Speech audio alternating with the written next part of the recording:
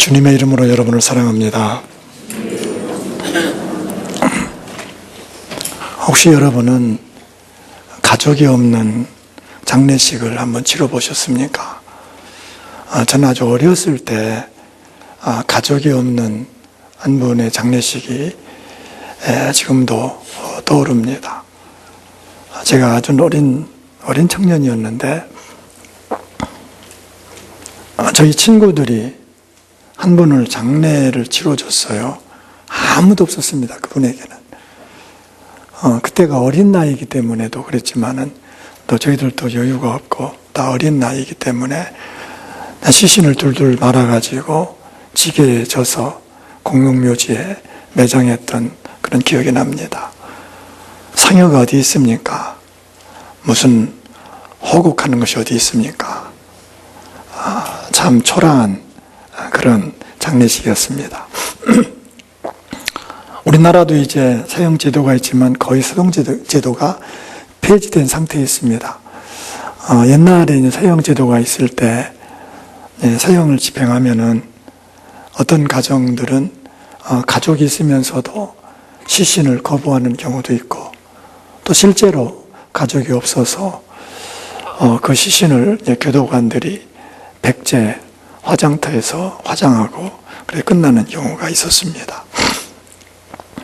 오늘 예수님의 장례식이 좀 그런 장례식이었습니다.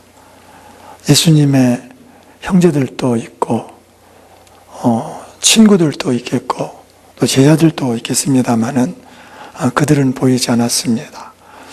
왜 그랬는지 예수님의 장례식에 누구도 나서는 사람이 없었습니다. 그런데 전혀 생각지도 않았던 아리마대 사람 요셉이 그 장례식을 치르게 되었습니다. 이 아리마대 요셉은 아주 큰 부자였습니다. 그리고 공회의원이었습니다. 사내들인 회원이라는 거예요. 우리로 말하면 국회의원쯤 되는 사람입니다. 권세가 있었습니다.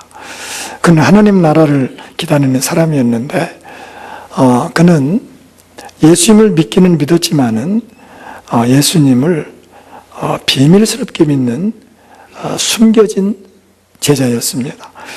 요한복음 19장 38절에 보면 아리마대 사람 요셉은, 그러니까 요셉이 여럿이 있기 때문에 아리마대라고 하는 그 고향 이름을 붙여서 아리마대 사람 요셉이라고 합니다. 그는 예수의 제자이나 유대인이 두려워 그것을 숨기더니 자기가 예수님 믿는 것을 숨겼다는 거예요. 그러나 예수님께서 십자가에서 돌아가시는 그 모든 모습을 볼 때에 저분이 하나님의 아들이시구나. 하나님 나라를 기다렸던 이 요셉은 믿음의 확신을 가지고 그의 신앙이 일어났습니다. 그는 빌라도에게 찾아가서 시신을 달라고 담대하게 말하고 그의 새 무덤에 예수님을 장례하였습니다. 마태복음 27장 60절에 보면은 바위 속에 판 자기 새 무덤에 넣어두고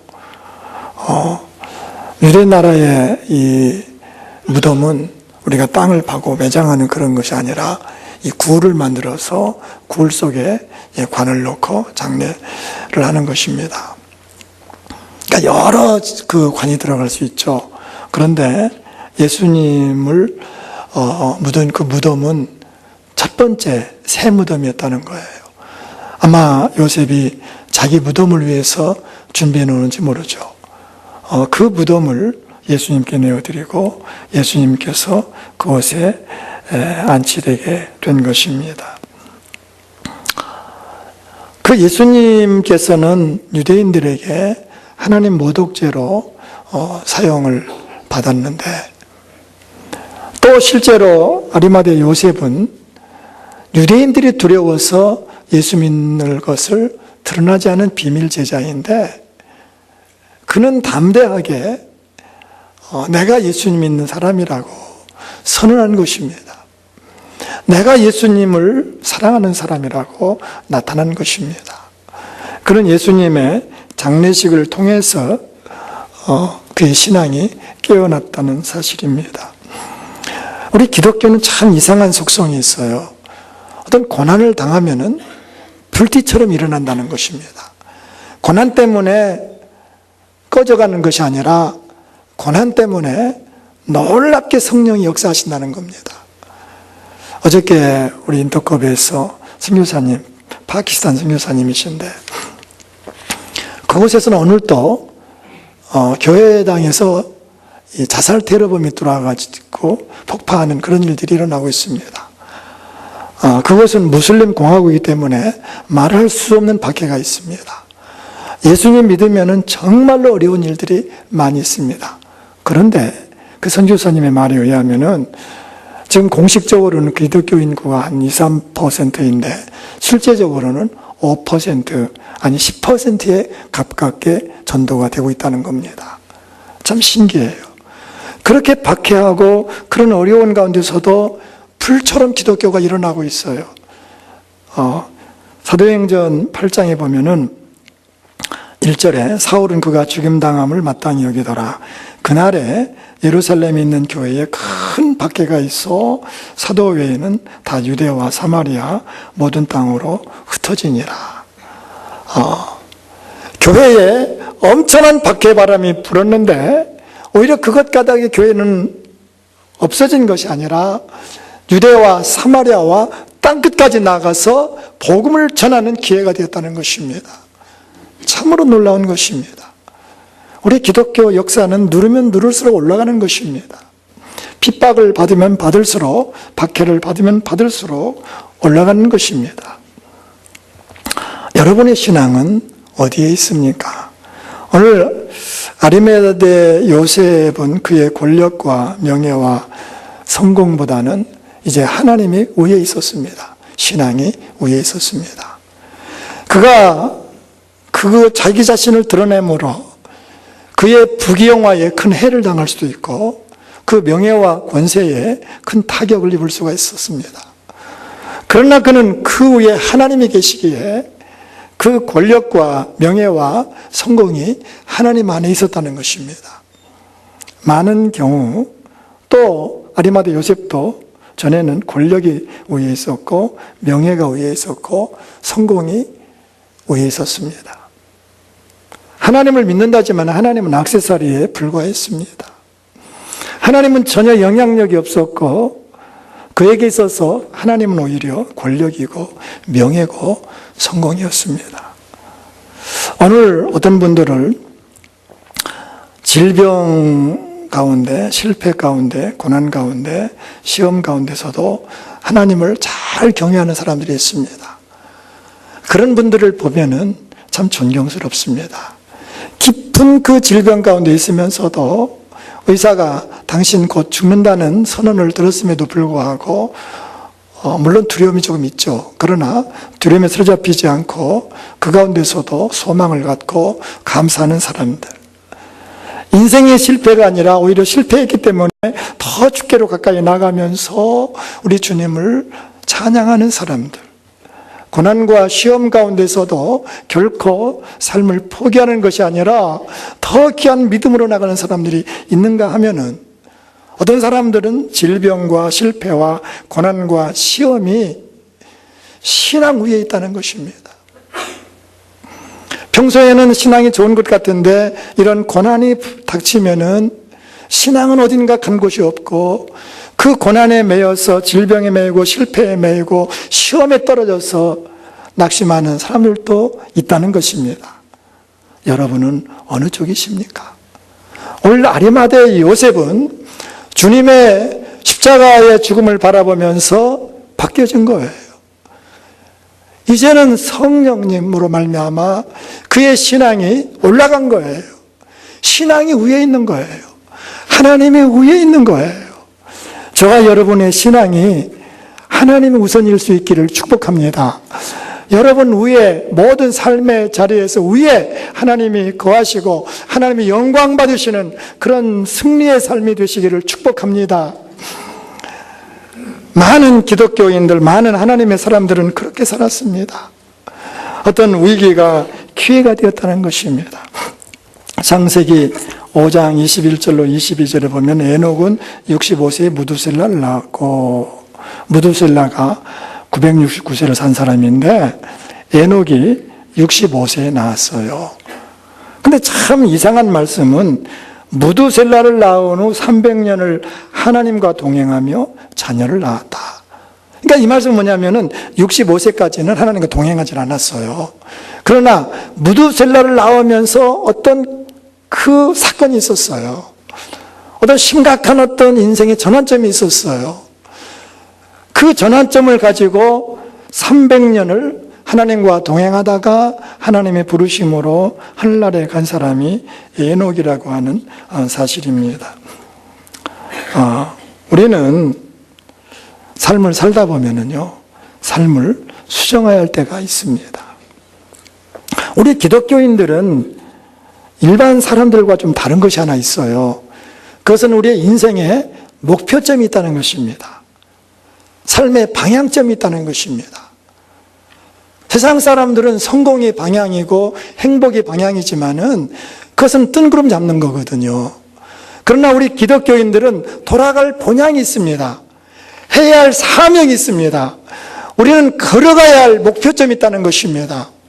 우리는 그 지점을 향해서 날아갈 때에 때로는 잘못 걸어갈 수가 있어요. 그때 수정을 해야 돼요.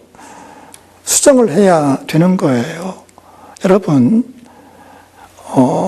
아무리 착하고 정직하고 성실해도 또 인생을 삐뚤게 살 때가 있어요. 우리나라 중견 시인이고 그분 이름 세 자를 말하면 다 아는 사람입니다.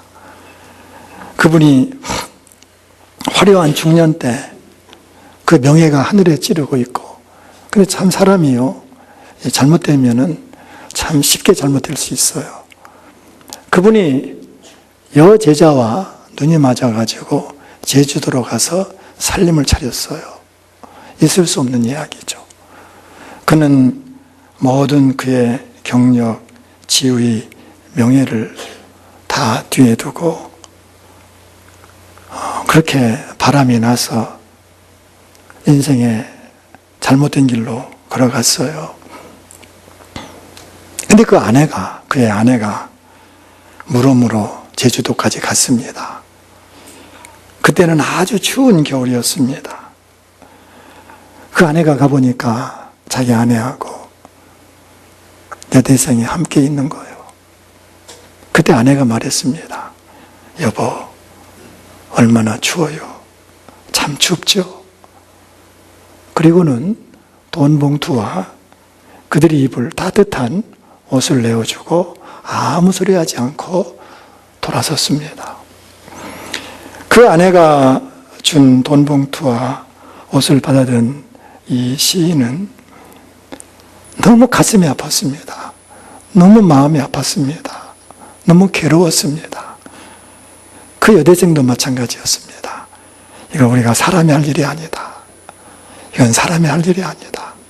그리고 그들은 헤어졌고 그분은 다시 가정으로 돌아왔습니다. 인생은 잘못 갈 때도 있어요. 그러나 돌아서는 것입니다. 탕자가 참으로 귀한 축복은 돌아섰다는 것입니다. 아버지, 어머니를 배반하고 허랑방탕하게 세상을 살았지만은 부모님의 그 은혜, 하나님의 그 은혜를 생각하고 돌아섰다고 성경은 말씀해 주고 있습니다. 아버지께로 돌아가니라. 인생을 수정했다는 거예요. 수많은 믿음의 사람들이 그렇게 수정되어져서 아름다운 발자취를 우리에게 보여주고 있습니다. 바울 사도도 그렇습니다. 방탕했던 어거스틴도 마찬가지입니다. 우리 성도들이 가장 두려워해야 할 것은 무감각한 거예요. 내가 지금 잘못된 길로 걸어가고 있는데, 내가 지금 신앙의 절벽으로 나가고 있는데, 사망의 음침한 골짜로 가고 있으면서도 나를 보지 못한다고 하는 무감각, 이것이 매우 위험한 것입니다. 이런 것을 심리학에서는 삶은 개구리 증후군이다, 혹은 비전 상실 증후군이다, 그렇게 부르고 있습니다. 이 프랑스 요리에 그레 뉴이에라고 하는 요리가 있어요. 프랑스에 갈 기회가 있으면 여러분 한번 그 요리를 시켜보십시오. 그러면은 그 냄비에 개구리가 나옵니다. 제가 제천에 처음 와서 의림주에 와가지고 손님 대접하는데 빙어회를 시켰어요. 빙어회가 뭘까? 아주 거의 크게 빨간 글씨로 특선이라고 해가지고 해서 귀한 걸로 저는 알고 시켰는데 큰 대접에 호박잎이 덮여 있어요. 그래서 호박잎을 딱 열었더니 빙어들이 왔다 갔다 하고 있습니다. 그걸 나무젓가락으로 딱 찍어가지고 초장에 딱 찍어서 먹는데 빙어가 막 하늘로 올라가고 난리가 났습니다. 그레뉴이에라고 하는 요리는 깨구리가 담겨져, 빙어가 아니라 깨구리가 거기 물속에 있습니다. 근데 깨구리가 제일 좋아하는 온도가 15도라고 그럽니다. 15도. 15도에 물에 잠겨져 있어서 아주 행복하게 눈을 말똥말똥 뜨고 있습니다. 이제 요리가, 우리가 식사가 이제 시작되면은 열이 슬슬 올라가게 되고 40도가 되면은 그 개구리는 맛있는 요리로 바뀌어집니다. 전혀 눈치채지를 못합니다. 빙어처럼 막 하늘로 올라가지 않습니다. 행복하게 죽습니다. 행복하게 맛있는 요리로 바뀌어집니다. 무감각한 것이 그렇다는 거예요. 내가 지금 잘못된 삶을 살고 있는데, 내가 잘못된 방향으로 가고 있는데 그것을 알아차리지 못하는 것은 비극입니다. 우리는 말씀을 통해서 나의 삶의 위치를 깨달아야 됩니다. 나의 사건을 통해서, 내 크고 작은 모든 일들을 통해서 나의 자리를 볼 수 있어야 됩니다. 우리 기독교인들은 매일같이 회개가 필요합니다. 회개가 무엇입니까? 돌아서는 것입니다. 주님께로 더 가까이 가는 거예요. 내 삶을 수정하는 거예요. 여러분, 가정생활에서도 가장 못 말리는 사람, 위험한 사람은 고집 부리는 사람입니다. 저도 한 고집 한다고 그럽니다. 고쳐야 할 거예요. 여러분, 고집은 필요할 때도 있지만은 고집 불통은 많은 사람들에게 고통을 줍니다. 1942년 세계 제2차 대전 중에 독일의 히틀러는 그 엄동설안이었는데 30만 그 독일 군들에게 그 소련 모스크바를 점령하라는 명령을 내립니다. 엄동설안에 싸울 수가 없습니다. 그 각 참모들이 반대하기 시작했어요. 이 전쟁은 할 수가 없습니다. 이 전쟁은 치를 수가 없습니다. 아무리 용맹스러운 우리 군대지만은 이 엄동설안에 모스크바까지 가서 싸운다는 것은 불가능한 것입니다. 많은 참모들이 그렇게 진언했지만은 히틀러는 고집을 꺾질 않았어요. 고집 불통이었어요. 30만 명 군인 중에서 20만 명이 전사하였고 9만 명이 포로로 잡히는 치명적인 패전을 갖습니다. 돌아온 병사는 고작 6천 명이었습니다. 한 사람의 고집이 얼마나 많은 상처를 남겼는가. 여러분 가정에서도 그렇고 여러분 공동체에서도 그렇습니다. 우리는 내가 나를 포기할 때 과감히 포기하는 것입니다. 나를 내려놓을 수 있어야 됩니다. 삶을 수정할 때 수정할 수 있어야 된다고 하는 사실입니다. 오늘 아리마대 요셉은 당돌하게 주님의 시신을 요청했다 말합니다. 마가복음 오늘 15장 43절에 아리마대 사람 요셉이 와서 당돌이 빌라도에게 들어가, 이것을 표준 성경 보면은 대담하게 빌라도에 갔다 말하고 있고, 공동 번역도 담대히 들어갔다 그렇게 번역을 하고 있습니다. 옛날의 모습이 아닙니다. 옛날에는 두려워했고, 옛날에는 주님 믿는 그 자체가 어찌 보면 두려움이었기 때문에 비밀로 믿던 그 사람이었는데, 우리 주님의 십자가를 보면서 확신이 온 거예요. 사랑은 확신을 줘요. 요한일서 4장 18절, 사랑에는 두려움이 없으며 온전한 사랑은 두려움을 내쫓는다. 이는 두려움에는 형벌이 있으며 두려워하는 자는 사랑 안에서 온전하게 되지 못하기 때문이다. 여러분, 확신이 있으면 두려움이 없어요. 확신이 있으면 두려울 공간이 없어요.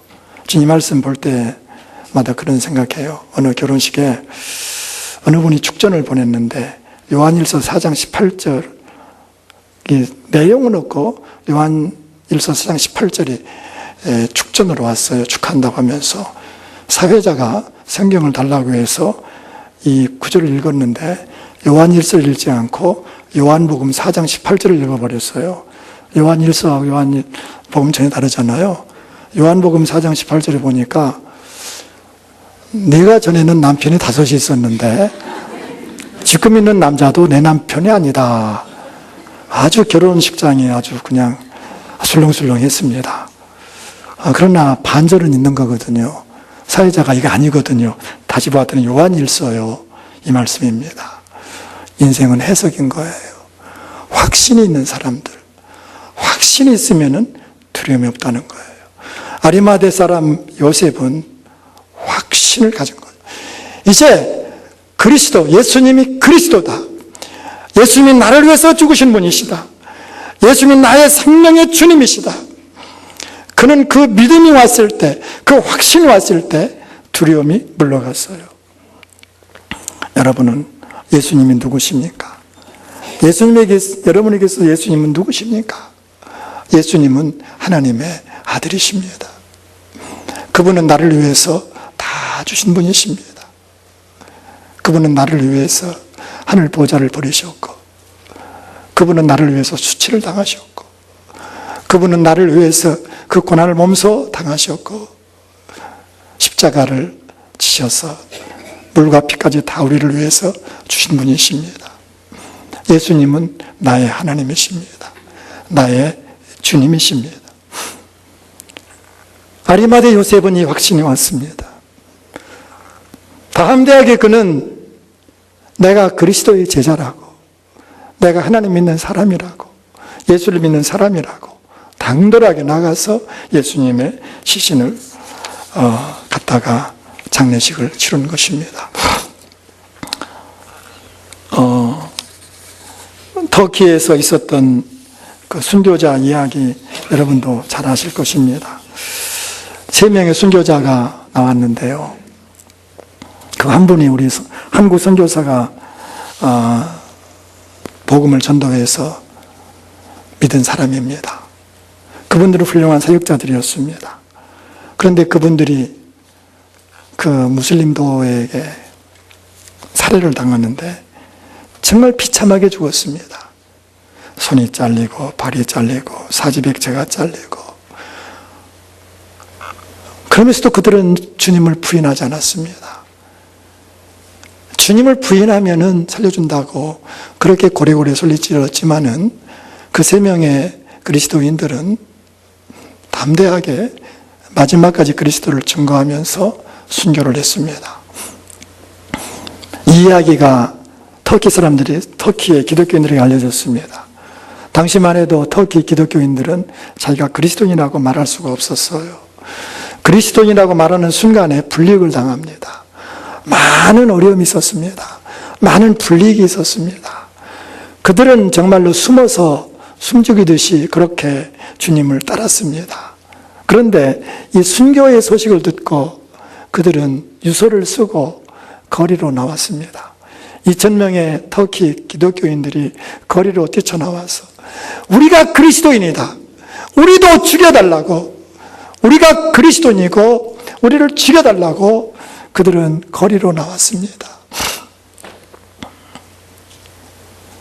성경에는 주님께서 우리에게 말씀하시기를 네가 나를 시인하면 나도 너를 시인할 것이요, 그러나 네가 나를 부인하면은 나도 하늘에 계신 내 아버지 앞에서 부인한다고 주님 말씀하고 있습니다. 우리가 믿는 믿음을 이제는 표현하라는 것입니다. 내가 정말 예수님을, 살아계신 예수님, 나의 하나님으로 믿는다고 하면은, 나의 구세주로 믿는다고 하면은 내 입술로, 내 삶으로 내가 그리스도인인 것을 나타나라는 것입니다. 로마서 10장 10절에 사람이 마음으로 믿어 의에 이르고 입으로 시인하여 구원에 이르느니라. 구원에 이르느니라. 내가 구원에 이르는 것은 놀랍게도 시인함으로 되어진다는 것입니다. 내가 마음으로만 믿어서는 안 된다는 것입니다. 내가 정말 그리스도 믿는 사람으로서 내 삶으로 그리스도를 보여주고 내 행동으로 그리스도를 나타나고 내가 그리스도를 시인할 때 그것이 바로 구원에 이른다고 우리 주님 말씀해 주고 있습니다. 주님을 사랑하는 우리 소망교회 가족 여러분,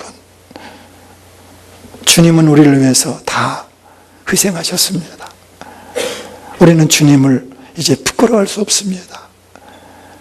내가 주님으로 말미암아 구원받았으면 아리마대 요셉처럼 이제는 당돌하게 세상에 나아가서 내가 그리스도인이라고, 내가 주님 믿는 사람이라고 내 삶으로 보여주는, 여러분의 입술로 행동으로 보여주는 여러분 되시기를 축복합니다. 주님의 장례식으로 믿음이 깨어난 요셉의 이야기는 저와 여러분의 이야기가 되어야 할 줄로 믿습니다. 우리 함께 기도하길 원합니다. 주님, 우리가 주님의 그 은혜로 하나님 자녀가 되었는데 우리 입술로, 우리의 삶으로, 우리 행동으로 그리스도를 보여주는 시인하는 삶을 살 수 있도록 성령께서 도와주십시오. 함께 동성으로 기도하겠습니다. 자비로우신 하나님 아버지, 오늘도 주께서 우리에게 말씀을 듣게 하시고 말씀을 통해서 우리에게 깨닫게 도와주시오니 감사합니다. 자비로우신 주님, 우리는 아리마대 요셉이 숨은 제자와 같이 하나님 아버지 깨닫기 전에 그런 삶을 살고 있지 않았습니까? 우리가 이제 말씀 앞에 서서 하나님 아버지요, 우리가 깨닫기를 원합니다. 우리가 깊은 알 속에서 나오기를 원합니다. 우리를 위해서 주님은 다 주셨나이다. 물과 피까지 다 쏟으시면서 우리를 사랑하셨습니다. 하늘 보좌를 버리시고 하나님 주님을 우리를 위해서 다 주셨는데 우리가 어떻게 주님을 부끄러워할 수 있습니까? 어떻게 이 신앙을 숨길 수가 있겠습니까? 하나님, 우리가 세상에 나아가서 이제 그리스도인으로 살게 하소서. 하나님의 자녀로서 살아갈 수 있도록 성령께서 역사하여 주소서. 우리 삶 속에 그리스도가 증거될 수 있도록 도와주시옵소서. 항상 신앙이 내 위에 있도록 주께서 은혜 베풀어 주시옵소서. 예수 그리스도의 이름으로 기도드리옵나이다. 아멘.